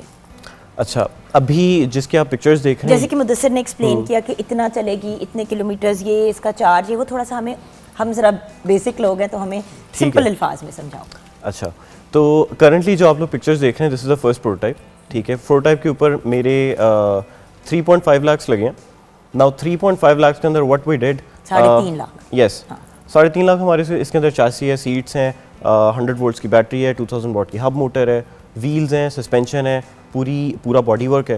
ये बिल्कुल पहला प्रोटोटाइप है। जैसे कि आप देख सकते हैं, आपने पहले सवाल भी किया था कि इसको गर्मी में कैसे चलाएंगे और बारिश में कैसे चलाएंगे, बिकॉज डोर्स नहीं है। तो पहला प्रोटोटाइप है, इस वजह से भी डोर्स हमने ऐड नहीं किए। जो फाइनल प्रोटोटाइप होगा उसके अंदर डोर्स हैं, उसके अंदर पैसिव एयर कूलिंग है, फ्रंट साइड पे हम लोगों ने डिग्गी की स्टोरेज देनी है, आप वहाँ पर अपना सामान रख सकते हैं। क्योंकि आपको पता है शीशे होते हैं तो Yes. बाइक पे बंदा फिर भी बच जाता है थोड़ा, गाड़ी के अंदर तो गाड़ी अवन बन जाती है बिल्कुल ऐसे अगर ही। आप उसको कुछ कोई कूलिंग का सिलसिला ना हो Yes. अंदर तो। हाँ। अच्छा, तो- पिक्चर से, sorry to cut you, picture से देख के मुझे लग रहा है कि ये काफ़ी नीचे है, जमीन के करीब। जमीन से करीब है। तो Suspension डोंट यू वगैरह। थिंक कि हमारे तो वैसे जो गाड़ियाँ जो नॉर्मली यूज़ होती हैं वो नीचे लग रही होती हैं स्पीड ब्रेकर्स पे और और चीज़ों पे? बाहर के मुल्क में तो फिर भी लोग जो हैं वो लो गाड़ियां वो रखते हैं, यहाँ पे जो लोग रखते भी हैं वो निकाल नहीं पाते बिकॉज लगती बहुत ज्यादा है। तो क्या ये बहुत लो गाड़ी है? एग्जैक्टली, थिंग इज कि क्योंकि ये पहला प्रोटोटाइप है, अभी हम लोगों ने व्हील्स छोटे लगाए हुए हैं क्योंकि हमने टेस्ट वगैरह भी करना था। ठीक आमतौर पे पाकिस्तान में जो गाड़ियों की ग्राउंड क्लियरेंस आती है वो 10 से 8 इंच के दरमियान होती है। ठीक है। अभी जो आप देख रहे हैं प्रोटोटाइप की 7 इंचेस थी ग्राउंड क्लियरेंस, हमने इसको 3 इंचेस की हाइट और देनी है। अभी देनी है। यस, तो उसके बगैर तो बिल्कुल ऐसी अच्छा, बात बट आप लॉन्च आवाम ही ने नहीं कर अगर सकते। खरीदनी होगी तो कितने तक मिल जाएगी लोग? फाइनल कंज्यूमर के लिए जो मैंने सारी चीज़ें बताई थी, doors, passive air cooling, front पे ट्रंक की स्पेस, ये सारी चीज़ें, Seat और belt, sheet belt, यस, सारा कुछ। ज़्यादा बड़ी बैटरी फॉर मोर रेंज, ज़्यादा पावरफुल मोटर, इन सब चीज़ों के साथ हमने 8 लाख का कंज्यूमर को देना है इसको। 8 लाख? 8 lakh Not bad. उतने की तो आपको छोटी वाली दूसरी गाड़ियां नहीं मिलती, नहीं मिलती पेट्रोल अब वाली। तो। हाँ, बिल्कुल ठीक है। Very अब good. 8 लाख के अंदर आपको एडवांटेजेस भी बहुत ज़्यादा मिल रहे हैं। एक तो ये कि एक इंटायरली इलेक्ट्रिक है, ठीक है, कोई फ्यूल कॉस्ट नहीं है, और नहीं, बट कितना चल लेगी एक चार्ज पे? इस्लामाबाद अगर जाना हो तो नहीं वो तो नहीं, वो तो अब लग गए हैं ना, वो तो अब भेरा पे लग गया है चार्जिंग पोर्ट। वो मैं वैसे मैं पूछ रहा हूँ तो कि ये मतलब- उसके लिए भी पहुंचने के लिए कुछ स्पेसिफिक किलोमीटर्स है ना, वो उतना तो करेगी ना। 200-250 तो अच्छा, हम लोगों का ये जो फर्स्ट प्रोटोटाइप है इसकी रेंज थी 100 किलोमीटर्स, इसकी रेंज है 100 किलोमीटर्स, लेकिन हमने इसके 3 वेरिएंट्स बनाने हैं। हमारी जो मेजर टारगेट मार्केट थी वो इन सिटी ड्राइविंग के लिए, लाहौर, कराची, इस्लामाबाद, बड़े शहरों के अंदर आपने चलाना हो तो उसका जो बेस वेरिएंट है वो 100 kilometre students and young families जो हैं Yes. जो विद इन सिटी ट्रैवलिंग करना यस चाहते हैं। एग्जैक्टली। और इसके अंदर आगे एक्सटेंडेड वेरिएंट है, एक हमने 200 किलोमीटर्स वाला वेरिएंट बनाना है, एक हमने 250 किलोमीटर्स का वेरिएंट बनाना है, और साथ में in case what happens, very important question, बहुत ज़रूरी सवाल, कि अगर चलते चलते मुझे पता है, मुझे पता है, इस तरह हम लोग के पास वो बैकअप पोर्ट्स होते हैं चार्जिंग के। Yes exactly. तो हमने वो भी अंदर एक ऑप्शन ऐड देना है उसके अंदर, कि अगर चलते चलते गाड़ी बंद हो गई है, 10-15 किलोमीटर की मार्जिन हो ताकि yes. बंदा कहीं पहुंच सके। ऐसे ही गाड़ियों में तो रिजर्व फ्यूल टैंक होता है, तो इसके अंदर हमारी एक रिजर्व बैटरी होगी। Well done, good job. Okay, so Maryam, आपने क्या इजाद किया है? I'm feeling so excited and so proud of this। चलो, मुझे लगता है मैं खुद ही पैदा किया है। वेरी सरप्राइज कि हम लोगों ने तो अपनी कॉलेज लाइफ या यूनिवर्सिटी लाइफ में कुछ इजाद नहीं किया, सिवाय बंक मारने इसीलिए तो हम ये काम कर रहे हैं और ये यहाँ पे बैठे सिवाय हैं। बंक मारने के हमने कुछ इजाद नहीं किया तरीके। तुम इसीलिए तुम गाने गा रहे हो और मैं बेसिकली बोलने के पैसे लेती हूँ। बस ऐसे ही है। हाँ, अल्लाह का बड़ा करम है, लेकिन कुछ ना करने के भी हमें पैसे हाँ मिल जाते बिल्कुल हैं। बिल्कुल, माशाल्लाह, जिस हाल में भी हैं, शुक्र अल्लाह का शुक्र है। जी बेटे। मेरी प्रोजेक्ट का नाम मलगरी है, फ्रेंडली मूव। ये एक an electric bike with detachable side car है, उसके साथ साइड कार जो होती है। अच्छा, साथ में उसकी गाड़ी है। हाँ, उसके साइड कार है। वो जैसे पुराने जमाने में हम देखते थे कि एक मोटर बाइक है और उसके साथ एक वो चिपकी हुई है गाड़ी। तो इंस्पिरेशन जो सोर्स थी वो यही थी कि जो मूवीज़ थी और हार्ली डेविसन का थी बाइक्स, जो उन्होंने रेट्रो बाइक इन्वेंट की थी WW2 में, तो मैंने उसी को ही वर्ल्ड वॉर 2 में तो मैंने उसी को लेकर चली थी। एंड मैंने फिर उसको इलेक्ट्रिक किया फर्स्टली, क्योंकि हमारे जैसे इको फ्रेंडली, जो हमारी इतनी ज़्यादा फ्यूल कंजम्पशन है, दूसरा ये कि इन्वायरमेंटल पोल्यूशन है, उसी को मैंने क्या कर किया था और उसी को मैं लेकर आई थी। क्योंकि बेटा एक तरह से तो वो गाड़ी और बाइक की फ्यूजन हो गई ना एक तरह से, तो व्हाई नॉट अ गाड़ी देन? लोगों को पसंद होता है ये नॉवेल्टी आइटम के तौर पे। Exactly.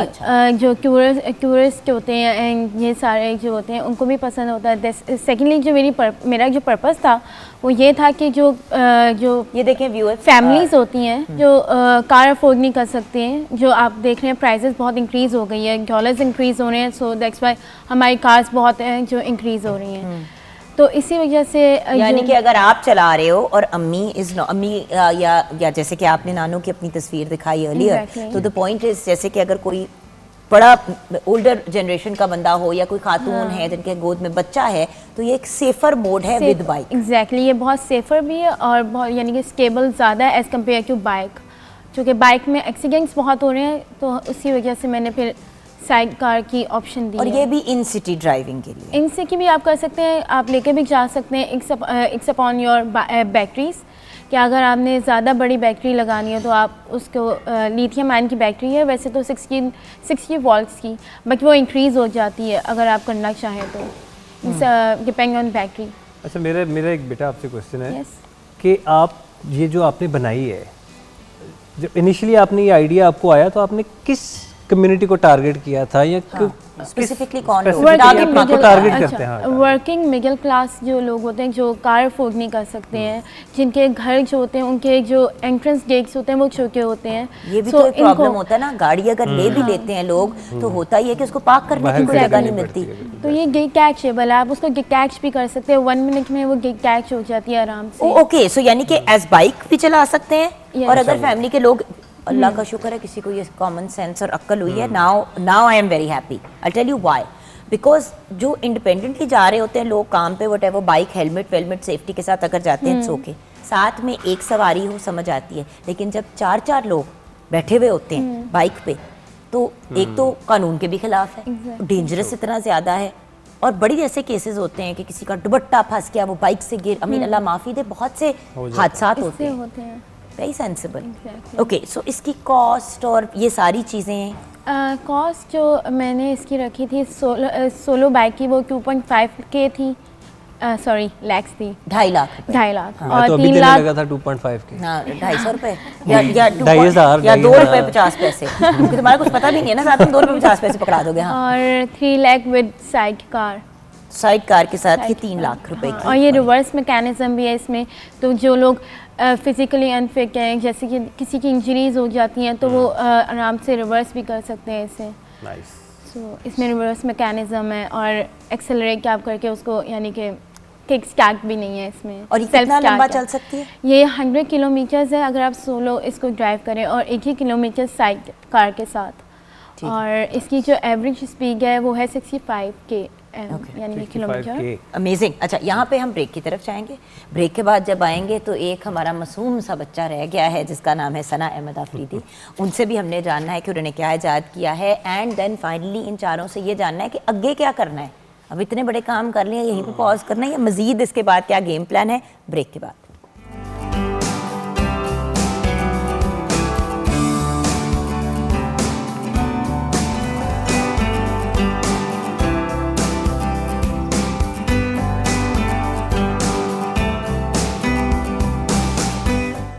Welcome back from the break viewers. Khizar Iftikhar, Mudassir Hussain Turi और मरियम रज़ा रिजवी से तो हमने जान लिया कि उन्होंने क्या बनाया। मरियम, आपने जल्दी से कुछ फीचर्स बताने थे अपनी व्हीकल के। उसमें स्टोरेज एरिया भी है।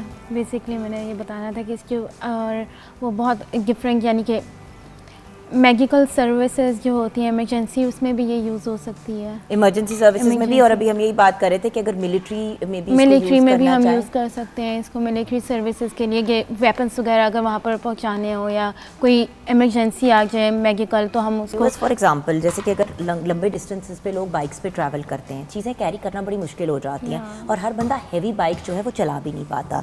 तो for people who want to go on this longer bike tours, ये एक बड़ा अच्छा ऑप्शन हो सकता है जिसको आप स्टोरेज के तौर पे भी ऑन अ सिंपलर नोट आप कह सकते ग्रोसरी वगैरह के लिए भी यूज हो सकता है। हमने ऐप इंस्टॉल करना है, जीपीएस ट्रैकिंग। आप वहाँ पर जहाँ पर भी जाना हो आप आराम से उसको जीपीएस के थ्रू आप लोकेशन लगा सकते हैं। अच्छा खैज़र, ये बताइए कि आपने जो बनाई थी, जो आपने कार लाइक 3 व्हील कार बनाई है, चलो मेरे को 3 व्हील कार कह के अपनी ज़िंदगी आसान कर देती हूँ, इलेक्ट्रिक बैटमैन कार, राइट?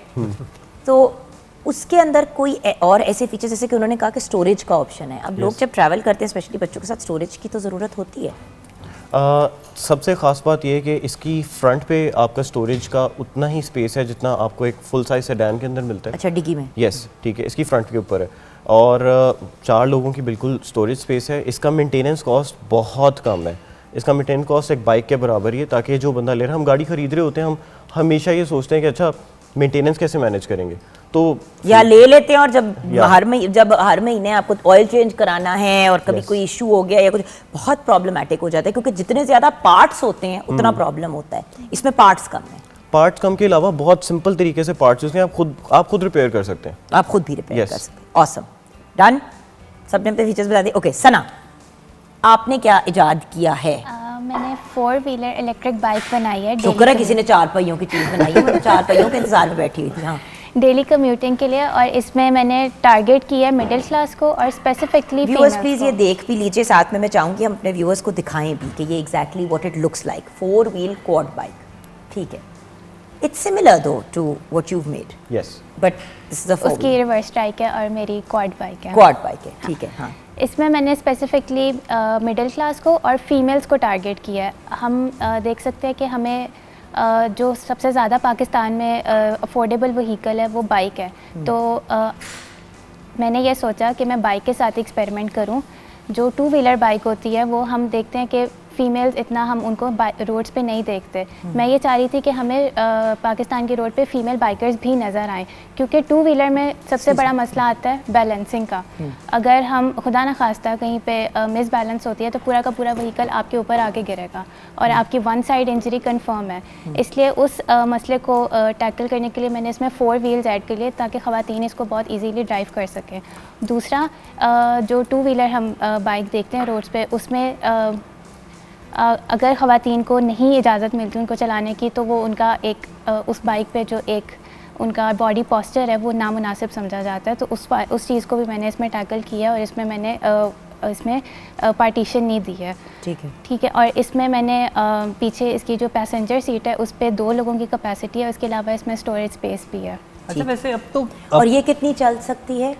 ये एक चार्ज में हमारा 80 किलोमीटर्स कवर करती है। ये मैंने सिटी ड्राइव के लिए बनाई है। सिटी ड्राइव के लिए वैसे अब तो बहुत सी खातून जो हैं वो चला रही होती हैं स्कूटी एंड बाइक। नहीं, बट एक बात बताऊं साथ, देयर आर स्टिल वही वाली बात कि वो जो बाइक पे बैठने वाला पोस्चर होता है उस पे पेरेंट्स अपसेट हो जाते हैं। आपने नोटिस किया कि बहुत से लोग जब बाइक पे लेके जा भी रहे होते हैं वाइफ को या फैमिली को, तो वो उनको कहते हैं साइड पे होके बैठे, जबकि वो बहुत डेंजरस होता है क्योंकि उस पर आपका कोई बैलेंस नहीं रहता और लोग फिर बच्चे भी गोद में बिठा लेते हैं। तो पॉइंट इज देखें, मेंटालिटी वक्त के साथ इंशाल्लाह लोगों की चेंज होगी। हमारी ख्वाहिश यही है कि भाई अगर आप देखेंगे नहीं तो डिसेंट और इनडिसेंट वाला तो मसला ही नहीं रहेगा, लेकिन जब तक हम वहाँ नहीं पहुँचते, 51-52% हमारी आवाम ख़वातीन है, उनको अगर हम इंडिपेंडेंट नहीं करेंगे तो वो जॉब्स कैसे करेंगी? माँ बाप पढ़ा लेते हैं, लिखा लेते हैं, लेकिन बाप ने अलहदा दफ्तर जाना है, भाई ने अलहदा दफ्तर जाना है, कोई काम पे छोड़ने वाला नहीं होता, बच्चियां घर बैठ जाती हैं, जबकि they are very qualified talented young women जो ज़िंदगी में कुछ करना चाहती हैं। और जो घर पे भी ख़वातीन रहना चाहती है, जो होम मेकर्स भी हैं, उनके लिए भी एक बड़ा अच्छा अफोर्डेबल ऑप्शन है कि कम से कम हस्बैंड जाके दोपहर को बच्चों को स्कूल से पिक करके वापस ला रहा है, बड़ा प्रॉब्लम होता है। तो एटलीस्ट वो इतनी इंडिपेंडेंट तो हो जाएं कि ग्रोसरीज, वरना मियाँ को फ़ोन जा रहा है कि जी वापस आते हुए मुर्गी ले आना, मियाँ घर आ रहा है सड़े हुए मूड में कि सारा दिन मैंने काम किया, मैं कुकड़ की दुकान पे खड़े हो जाओ। देखो साथ ये चीज़ें जब तक हम ख़वातीन और मर्द को as a team and as independent individuals नहीं आगे लेके चलेंगे, हमारा मुल्क कैसे तरक्की करेगा? अब ये 4 लोग बैठे हुए हैं, 2 लड़कियां हैं 2 लड़के हैं, किसी एक का काम दूसरे से बेहतर हो तो तुम मुझे बताओ, तो ये दोनों क्यों घर बैठे? बिल्कुल बिल्कुल, अनलेस ये बैठना चाहती हैं तो अपना आपका मतलब कि आपको ऑप्शन देता है कि sit at home and you can do whatever you want, but if you don't want to then you should have the option to do what you want ना, वो वाली बात है। अच्छा, मेरा इससे एक क्वेश्चन है, ये अगर आपने फीमेल को टारगेट किया है तो ये कितना आसान है चलाना, या इसकी ट्रेनिंग लेनी पड़ेगी, वो उसके बारे में? इसकी ट्रेनिंग लेने की कोई ज़रूरत नहीं है, इसको बहुत चलाना आसान है। सिर्फ इसमें हमारे पास एक्सेलरेटर होता है और एक ब्रेक होती है, ब्रेक हमारे पाँव में, accelerator it's like automatic car. एक तो होता था मैनुअल होती थी, अब ऑटोमेटिक ही ऑलमोस्ट सारी होनी शुरू हो गई। लोग सोचेंगे पता नहीं जैसे कितनी हम मुश्किल प्ले है एरियाज चलाना, में जाते हैं, वहाँ पे डॉजिंग कार्स होती हैं, उनको चलाना जितना आसान होता है इसको चलाना भी उतना ही आसान है। तो डॉजिंग का ना कर, बच्चे ने डॉजिंग कार की तरह उसको चलाना शुरू कर दिया। अच्छा, एंड में what are your future plans बेटे, आगे का क्या प्लान है लाइफ में? अच्छा, बेसिकली आगे का ये है कि डिज़ाइन, पाकिस्तान में डिज़ाइन की अवेयरनेस लेके आना, पहली बात सबसे, कि हम कोई भी चीज़ पाकिस्तान में करते हैं जुगाड़ ढूंढते हैं, तो डिज़ाइन कोई चीज़ है भी नहीं, तो हम बेसिकली ये करना चाह रहे हैं कि कोई बंदा देखे कि हाँ ये अच्छा डिज़ाइन है, तो एक डिज़ाइन की अवेयरनेस लेके आना। दूसरा ये कि जैसे मेरा बाइक है, इसका नाम है जू, बेसिकली पश्तो में उसको कहते हैं चलते हैं, जू नाम रखा है इनका हमने। तो इसका फ्यूचर प्लान ये है कि अभी कुछ कंपनीज़ है उनके साथ बात चल रही है, स्पॉन्सर्स, तो मास प्रोडक्शन की तरफ इंशाल्लाह जाएगी। अल्लाह ताला आप लोगों को कामयाबी दे, आप चारों को कामयाबी दे। जी बेटा, व्हाट अबाउट इन लाइफ मेरा ये कि मैं एक बेहतर प्रोडक्ट डिज़ाइनर बनूं, ठीक है? जैसे कि आपने पहले बताया था कि अगर आप डिज़ाइनर हैं, आप ग्राफिक डिज़ाइन भी कर सकते हैं, आप यूएक्स डिज़ाइन भी कर सकते हैं, उसके साथ डिज़ाइन कर सकते हैं। एग्जैक्टली, तो बिल्कुल ऐसे कि एक पाकिस्तान के अंदर डिज़ाइन अवेयरनेस बिल्कुल भी नहीं है। जैसे कि मुदस्सिर ने बताया कि यहाँ पर इंतहाई डी वैल्यू है डिज़ाइन का काम। भाई अभी मैंने इंटीरियर डिज़ाइनर को क्यों बुलाया था, मेरा यही तो पॉइंट है कि हम डिज़ाइनर सोचते हैं तो हम कपड़े, जूते और बैग से और ज्वेलरी और मेकअप से बाहर ही नहीं निकलते। बस ये 5 चीज़ें हैं, जबकि designing life that is an art form, और उस लाइफ को डिज़ाइन करने में आपका भी काम है, इंटीरियर डिज़ाइनर का भी काम है, ड्रेस डिज़ाइनर का भी काम है, हर किस्म के डिज़ाइनर का काम है। डिज़ाइन तो आप किसी भी चीज़ को एनहांस कर सकते हैं by beautiful designing. So that's what you want to do. Yes, उसके अलावा आप लोगों को इंस्पायर करें सो दैट जो हम लोगों के हमारा यूथ इतना स्ट्रॉन्ग और टैलेंटेड है, but they are left behind क्योंकि उन्हें अपॉर्चुनिटीज़ नहीं मिलती, सोर्स नहीं मिलता आगे निकलने का, और वो माइलेज देखें उठ नहीं के कुछ करें। यस, क्योंकि वायरल कंटेंट नहीं होता ना, या दैट्स द प्रॉब्लम। एग्जैक्टली, और फिर डिस्ट्रैक्ट हो जाते हैं। But that's the beauty of Pakistan television network ना, हमारा फोकस होता है to bring people like you आगे, हमारा youth. Even if you guys were 90 years old और आप इस तरह का कुछ इंटरेस्टिंग कर रहे होते, हम आपको फिर भी ये प्लेटफॉर्म देते, बिकॉज यू डिजर्व इट। जी बेटी, सबसे पहले जो इन दोनों ने कहा कि जो हमारी फील्ड है वो लोगों को अभी इतनी अवेयरनेस नहीं है कि अबाउट प्रोडक्ट डिज़ाइन, इवन के एनसीए भी आते हैं तो वो लोग भी ये पूछते हैं वो किस प्रोडक्ट डिज़ाइन आपने ये क्यों बनाया है। प्रोडक्ट डिज़ाइन में तो ये ज्वेलरी और ये चीज़ आती है, आपने बाइक बना दी, ये तो इंजीनियरिंग का पार्ट है, आपने इंजीनियरिंग कैसे करनी। सो यहाँ पर ये सोच है कि एज अ डिज़ाइनर आप इन चीज़ों पे वर्क नहीं कर सकते, और दूसरा ये कि आप तो लड़की हैं, आपने कैसे बनानी, आपको कैसे नो हाउ है कि ये इलेक्ट्रिक क्या किस तरह से चल रही है, इसकी क्या वो है, आपको चलानी आती बचपन है? में जितने वीसीआर मैंने ठीक किए ना और हेड मैंने साफ किए हैं, जिंदगी में किसी ने नहीं किए होंगे। और जब कनाडा में थी तो किसी को बंदा कहाँ इलेक्ट्रिशियन और प्लम्बर को बुलाया कि जी आप आए, इतने महंगा होता है, सारा कुछ खुद ही करते थे। और जो मेरी यानी कि जिस तरह से मेरे मामा बाबा ने हम लोग को मुझे बड़ा किया है, तो उन्होंने कहा है कि अपना बेटा थोड़ा सा खुद एफर्ट करें, अपनी खुद यानी कि चीज़ें जो है ना खुद करना सीखें। और इसी वजह से हम इस तरह की मैं डिज़ाइन कर पाई हूँ। और दूसरा ये कि मैं चाह रही हूँ कि मैं अपनी कंट्री के लिए कुछ करूँ, यानी कि एज ए प्रोजेक्ट डिज़ाइनर के लिए एक या इंस्पिरेशन वुमेंस के लिए इंस्पिरेशन बनूँ। जी सना। सबसे पहले तो मैं ये चाहूँगी कि जो मैंने व्हीकल बनाया है ये मुझे पाकिस्तान की रोड्स पर चलता हुआ नज़र आए, इसलिए मैन्युफैक्चर हो। बिल्कुल जी। और दूसरा ये कि अगर मुझे अपॉर्चुनिटी मिली, इंशाल्लाह मिलेगी, तो मैं मज़ीद इस तरह के प्रोडक्ट्स बनाऊँ जिसमें हमारे पाकिस्तान के लोगों का फ़ायदा हो। अल्लाह ताला आप चारों को खुश रखे, आपको कामयाबी दे और आप लोग अपने मुल्क का और अपने ख़ानदान का नाम रोशन करें। Bless you guys, I am so proud of you, you guys are awesome.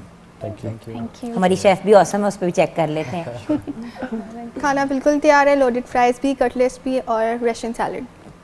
वैसे कभी महसूस नहीं होता कि हम सोचते हैं कि हम कितनी तोप चीज़ें, फिर ऐसे बच्चे आ जाते हैं, बंदा कहता है यार कुछ हम और कर लें तो शायद अच्छा होगा। Well done, honestly guys, amazing, you guys are awesome, bless you guys.